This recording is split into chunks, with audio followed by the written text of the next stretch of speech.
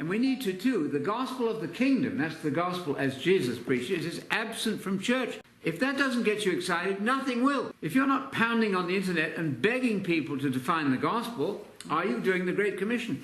This is the question, because the gospel of the kingdom, not only the gospel, this gospel of the kingdom must be preached in the entire world, and only then will the end of the age come. Wow, that's amazing, isn't it? It is silly to read the Bible without seeing that Jerusalem as the center of world government is the whole point. It's the whole point. They're standing next to Jerusalem, and they thought the kingdom of God was going to appear immediately. Of course.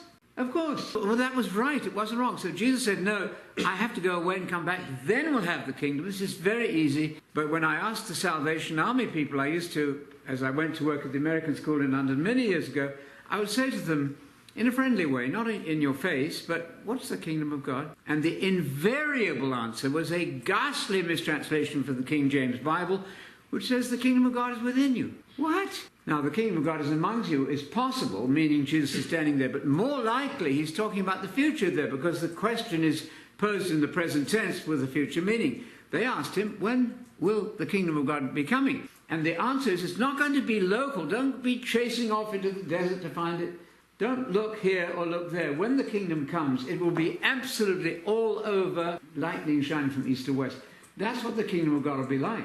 Then you're looking for one of the days of the Son of Man. That's one of the kingdom days. This is obvious, but if you cannot get excited about the kingdom, then the gospel hasn't really struck you as it should. Let's do everything to do with the kingdom. Let's take a warning from this professor of missiology who wrote books on evangelism. He said, we seem to be faced with an eclipse of the kingdom of God from the apostolic age to the present, particularly in our theology of evangelization. The kingdom of God is God's own dream. I love this. The kingdom of God is God's own dream, his project for the world and for humanity. He makes us dreamers, and he wants us to be seduced by his dream, which is not playing harps on pink clouds in heaven when you die.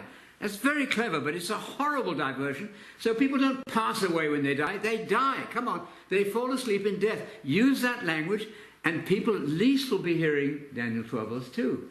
They're not passing on. They're not passing away. That's just pure immortal soul paganism. I had no concerns, this man says. Thousands of books, he says, are printed and circulated every year on evangelization. Most of these fall into the category of how-to manuals for churches devising plans and strategies and methodologies and all that stuff.